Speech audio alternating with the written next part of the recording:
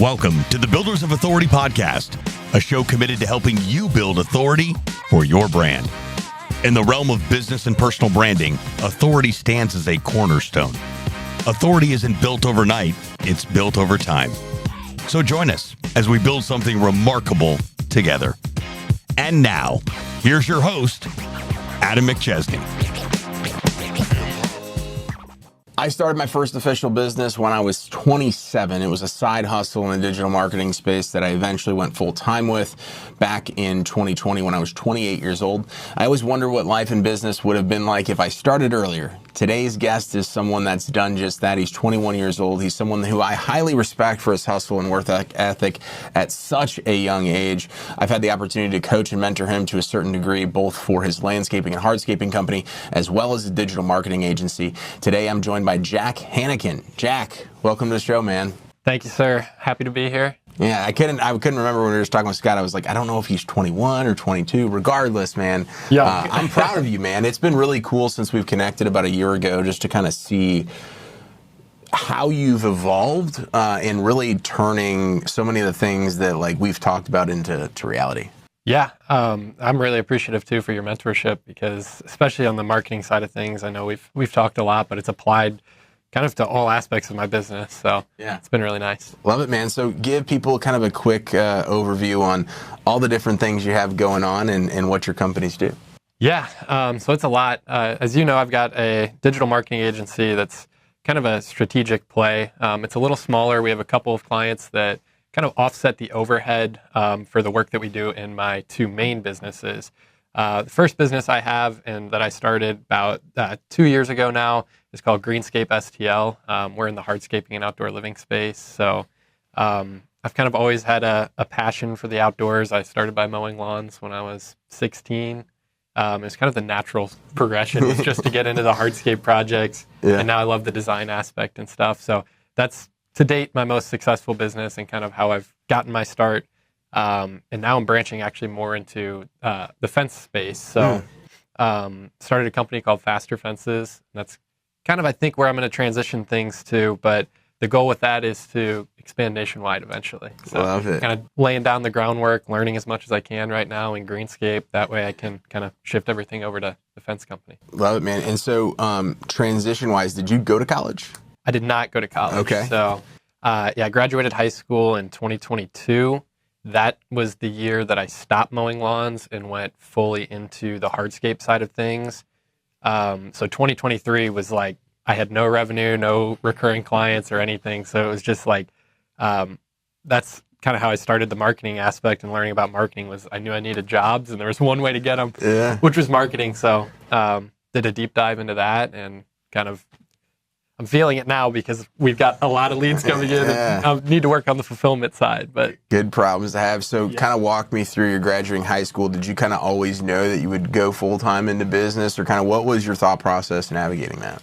Yeah, so actually, as I was kind of getting ready to graduate high school, my parents really wanted me to go to college, more specifically my mom and her side of the family. So we had a college fund that my grandma had put together for us. So it was a really tough conversation when I was like, hey, look, I think it might be better for me to not use all this money and just go straight into the entrepreneurship space. So it was a tough decision, but I kind of bet on myself through it and was like, I positioned it as almost a gap year. And they bought it and believed in me. So love it. I transitioned straight from high school into full-time mowing lawns through the summer. There was actually about a 6-month period over the winter that I worked for Apple for a little while. Okay. So that was my main, only work experience, really. And I did not like working for somebody else. So I kind of quickly found out after that experience that entrepreneurship was what I'm going to do. Once you see it, you're like, I'm not going back. Exactly. Yeah. So, obviously, at a young age saying, hey, I'm going to go do this thing, for someone that also had a college fund ready available. So it's like, it was not that you couldn't go do it. It wasn't that you couldn't pay for it. It was like that stuff was there. What was kind of your thought process to come to that decision? Yeah. Honestly, I had kind of learned so much just with YouTube existing and all the information that's readily available online that I knew it would take longer to learn through college and cost more money than if I could just learn everything I needed right away. Yeah. Since I knew entrepreneurship was the way I wanted to go, and I'd been running my lawn care business for a couple of years, I knew I could do it. Yep. I just knew I needed to do it at a little bit bigger of a scale. So just trying to learn those things as quickly as I could. I started to kind of catch some traction and knew that it was possible. But I will say that I actually went to tour some schools with my aunt and uncle, and one of them was UMKC, and they have an entrepreneurship school.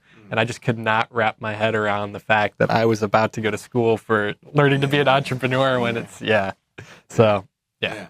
No, and that's always interesting, right? Because you hear, I've met a lot of people, some people that I've even interviewed on the podcast, right? Where it was hey, I didn't go to college, but it was never usually a choice, right? So it's they dropped out of high school, they got kicked out. They tried to go to college for a semester, it didn't work out. Or interviewed some people that have been in jail, right? It's obviously not your story, right? So I'm always fascinated when I hear these things and I see these things of hey, I think there's this new wave of entrepreneurs that are being created at a younger age because of YouTube, because of AI, because of technology, that it's hey, I need to make a business decision at 16, 17, 18.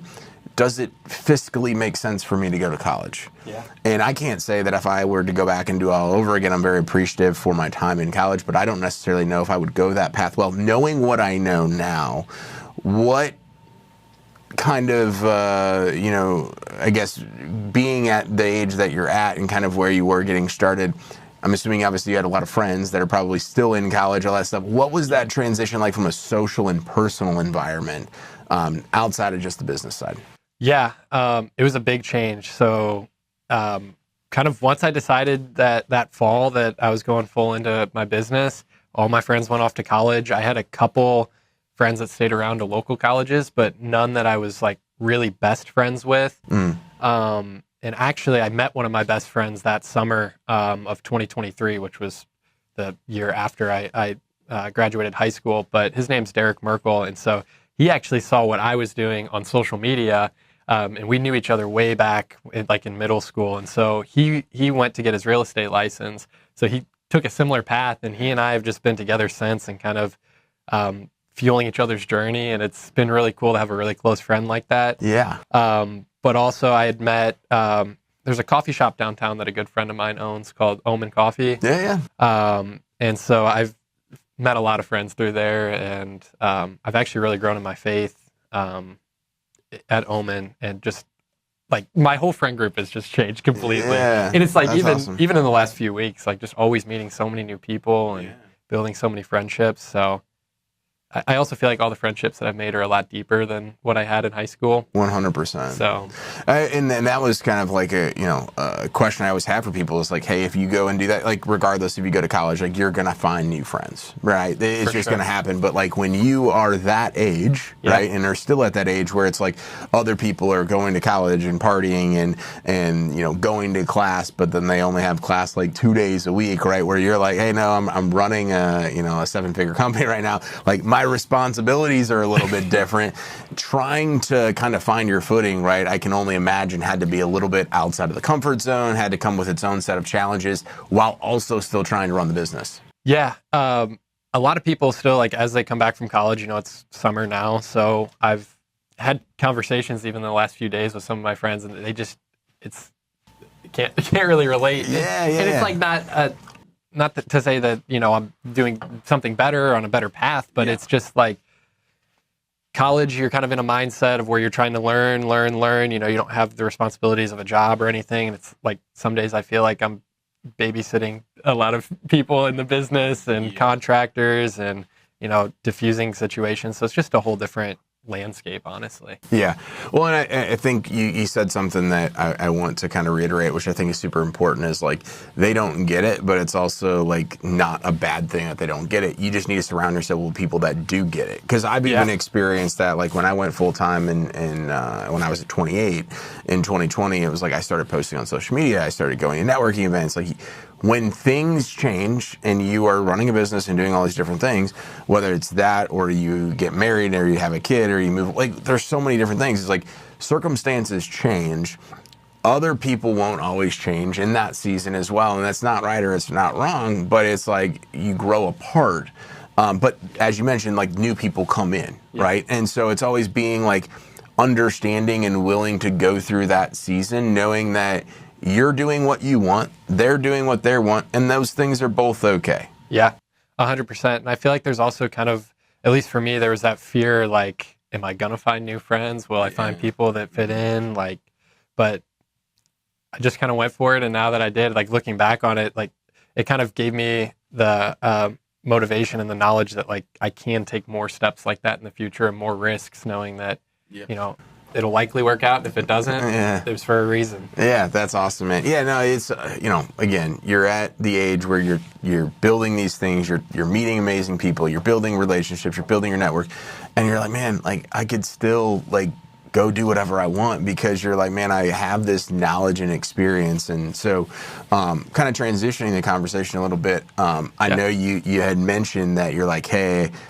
2023 was kind of the first full year where I didn't have recurring revenue or committed projects coming in. I had to go learn marketing. And I think that that is one of the best skill sets, right? And I think you've proven this to be true, to be able to go learn, right? And get your feet wet because it helps drive the business that you were obviously continuing to run. But then you built this other skill set. How did you get to that conclusion of like, hey, I need to go learn this thing because it's going to drive the engine moving forward? Yeah. So honestly, I mean, it was pretty much that I had expenses coming in and I didn't have revenue coming in to be able to offset it. That'll do it. That was honestly the biggest thing. But I've kind of always had a passion for marketing. So that was kind of the first step for me. But I also had talked to other business owners. Like I met a mentor. His name was Bobby K. He's kind of in the same space here. He's got a good YouTube presence. And he kind of mentored me into like the subcontractor world. As you know, that's kind of how I run my business, but also marketing and getting leads. And I saw what he was doing and how he was doing it with YouTube. And it was kind of an instant inspiration to like jump into marketing, start getting the leads. And I knew, honestly, even if I couldn't fulfill leads, like you can always refer them out and start to make partnerships and stuff. But yeah, honestly, Bobby was a huge transition point in that decision too. Love it. Well, and I think, you know, one of the things that kind of like I've seen from a distance with you, and I'm continuing to kind of hear through this stuff, is like you are just resourceful. Yeah. And that's one thing that a lot of people, they will make an excuse and say, hey, I don't have this, or I don't have enough leads coming in. It's like, okay, great. Go to YouTube. Start posting on social media. Start going to networking. Start building relationships. And so I think one of the best skill sets that entrepreneurs in general can have is like being resourceful, to know that, hey, I may not know what I need to know, but I'm going to go figure out how to do it, or I'm going to go find the people, or I'm going to go find the resource and go leverage it. Yeah. And the one thing to say with that too, like I feel like I have been pretty resourceful because I like to solve problems. My dad's a mechanical engineer, so he kind of has that aptitude too. And I feel like I got a lot of it, but kind of another example of how I've done that is through finding subcontractors. Like I feel like that's one of the toughest things that other people that I've even been kind of mentoring have told me. They're like, how do I find these guys? And it's like for my fence business, I've got a fantastic sub. And the way I found him was at a Quick Trip gas station. Like, and he only speaks Spanish. So I actually learned Spanish in high school and I've been continuing to do it. So I went right up to him at the pump. It was actually one of his guys driving his truck, but I could tell it was a fence building truck with the setup they had. So I just went right up to him, talked to him, asked if they wanted more work, and made the connection. So how has that been, right? Like, obviously, like, I've never dealt with the subcontracting model. I don't run a contracting company, but how has that been in twofold? One, obviously, you mentioned like reigniting your Spanish, but two, from the aspect of like, hey, you're 21 and having to go have a conversation with other companies and say, hey, I want to send you more work, uphold the quality that I'm selling, be representation of my brand. How has that kind of transpired? Yeah, I think a lot of it kind of comes from my vision of like what I want my company to be, how I want it to operate, and kind of inspiring the contractors with that vision and saying like, hey, like this is an opportunity for both of us to grow with you doing what you do best and me doing what I do best. Yep. As kind of a partnership. And it's worked really well because it doesn't even, I mean, they are separate companies. They work for other people, but whenever we work together, it feels like we're kind of one unit, right? We have processes to, for when I sell the jobs, how I pass it off to them.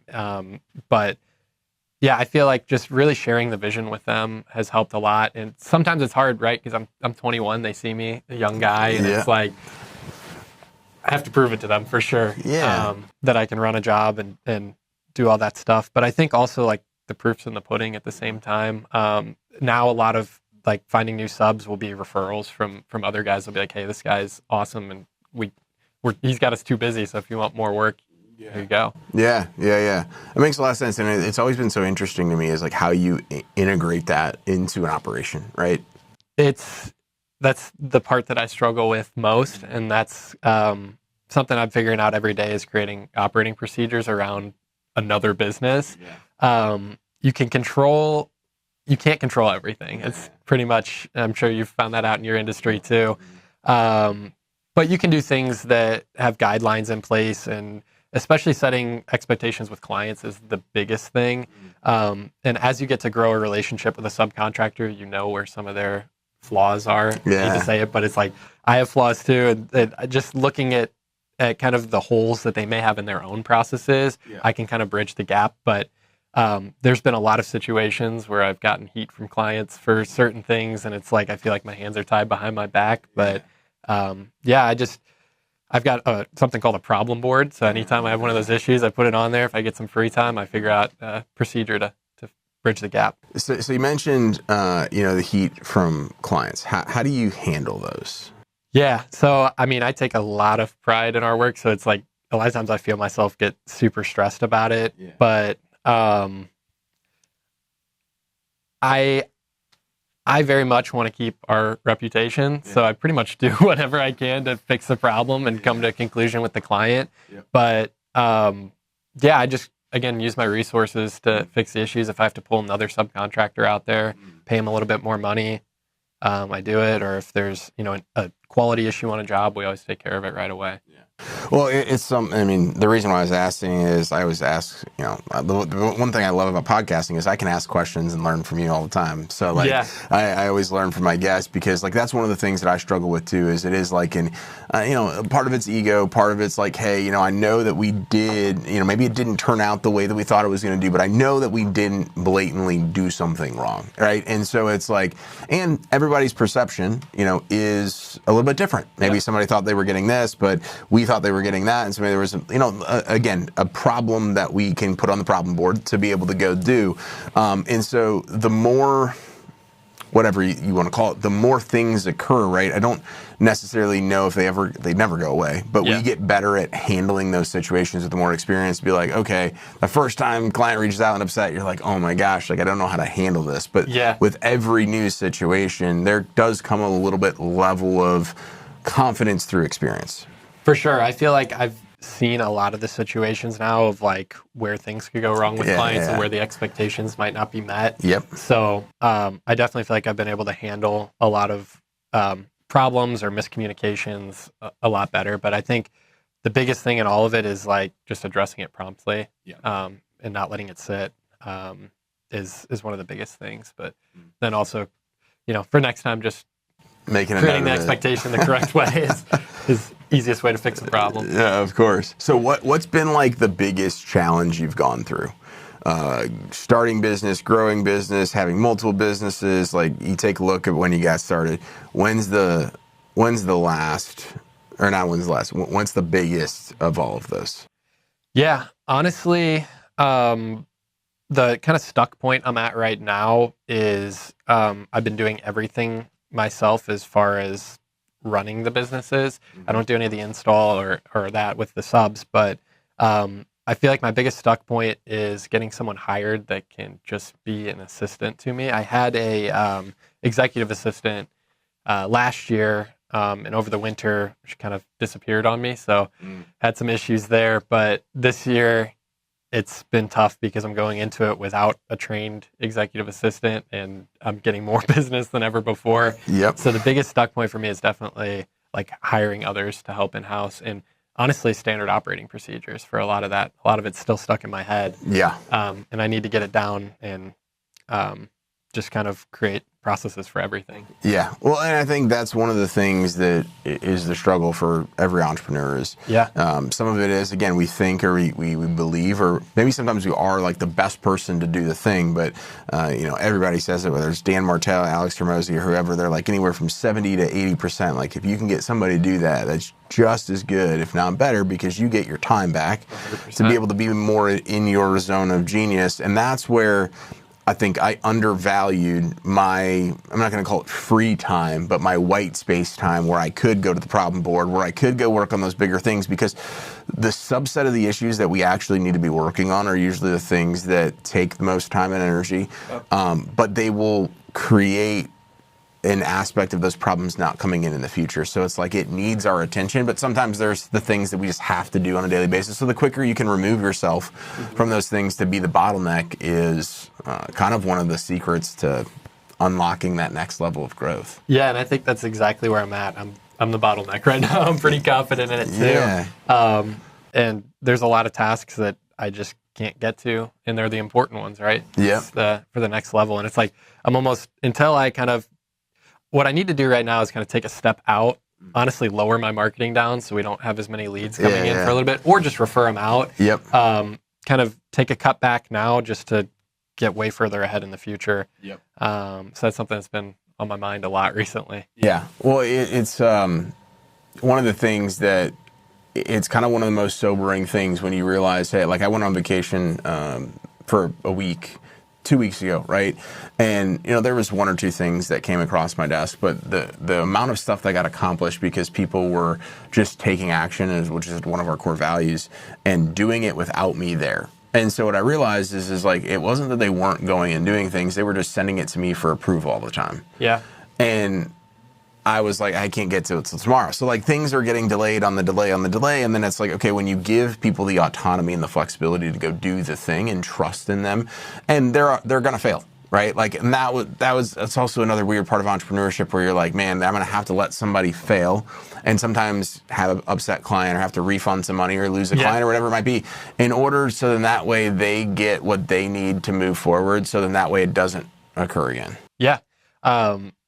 Yeah, I've definitely felt that too. And that's the biggest thing that's hard for me is to give up control, right? Because a lot of times your name is on things. Yep. That was the hardest part about like going the subcontractor route too. But once I kind of got over that hump, it has, all in all, like, right, we're growing and it's, it's been better than worse. Yep. So I feel like I need to get over that hump as far as like the sales processes too. Because my biggest fear with that is, hey, somebody's quoting a job. What if they're $10,000 under on a job and all of a sudden it's just gone like that, right? Yeah, and you already committed to it. The contract is signed. Exactly. So that's where my fear is with that. But I also feel like you just said, I just need to get over that hump. And so what? If I have to take a $10,000 loss here and they bring in 10x that, like, yeah, absolutely. You mentioned a little bit of like people reaching out to you. So I'm sure whether they're younger or they're just like, man, I really want to learn from him. And again, I mentioned I learned stuff from you. I learned stuff from everybody, right? Yeah. How has that been at such a young age, now stepping into a mentor role of people just reaching out and saying, hey, I want to learn from you, man. How's that kind of transition been? A lot of imposter syndrome. Yeah. A lot. I don't know anything or know everything or claim to know everything. So it's difficult because I also don't want to lead somebody the wrong way, especially, a lot of the people that have reached out to me are kind of high school or just graduating high school age. So, I feel pretty confident in like telling them, hey, like, you're mowing lawns right now. If you want to kind of increase your revenue for your time, you should get into these kind of projects. So stuff like that, I'm pretty confident with, like guiding them and helping, but it's like, I could not mentor somebody doing kind of like the same level as I am right now, Sure. just because I wouldn't be confident, right? Yeah. I'm kind of learning stuff myself, but definitely don't feel like I'm in a position to really do it, but I like to help as much as I can on the things that I know. The imposter syndrome, right? Like that's all normal, right? And again, people are reaching out to you for a reason, and it's because they want to learn something, some aspect of what you're doing. And I always tell people, like, again, we were talking about before about like my coach right now. It's like I've actually grown an agency already again further than he's done it, but there's different aspects of why I've hired him and working with him. So it doesn't always have to be like, I want everything that this person has or everything that this business has.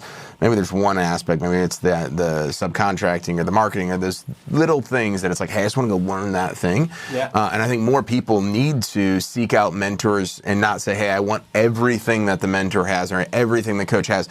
I want that one specific thing that's like on the problem board that keeps showing up, right? And sometimes it's also on the personal side too, where it's like, hey, I'm working with this or I'm wanting to get mentored by this person because I appreciate and I want to be who they are as the entrepreneur outside of being in the business. For sure. And I think with mentors too, it's so important to like have multiple, right? You don't want to get everything from one person because at a certain point they're not that they're not of value, but it's like you've kind of crossed that threshold of like, hey, I've learned as much as it is beneficial from that person at this time. Maybe you revisit it back later, but for me, I've bounced between multiple different mentors and gotten so many diverse perspectives that I can take all of that information and kind of create my own process around what I've learned. So I definitely think multiple mentors is the best. Yeah. Love it, man. Well, as we're kind of wrapping up today's episode, any last pieces of advice that you have for somebody that's listening to this that is on the fence about like, should I go bet on myself and start the business, leave college, leave comfortability, leave my job, go against the grain? What's that piece of advice? Yeah. I am always a proponent of betting on yourself, especially if you're high school age. I kind of look at your situation that you're in now, and it's like the worst thing that can happen if you fail is you're kind of right back where you started. And especially for young entrepreneurs, like I said, graduating high school, even if you spend 2 to 3 years working on your business or you're going to a job or real estate agent or anything like that, and you fail, you could still go back to college and you're still, 21, 22? So you really lose a couple of years, but you really don't lose those years because you've learned so much in that time. So I think it's a no-brainer to bet on yourself, especially at a young age. So. Yeah, the sooner you do it, if you somehow fail, the quicker you can get back up.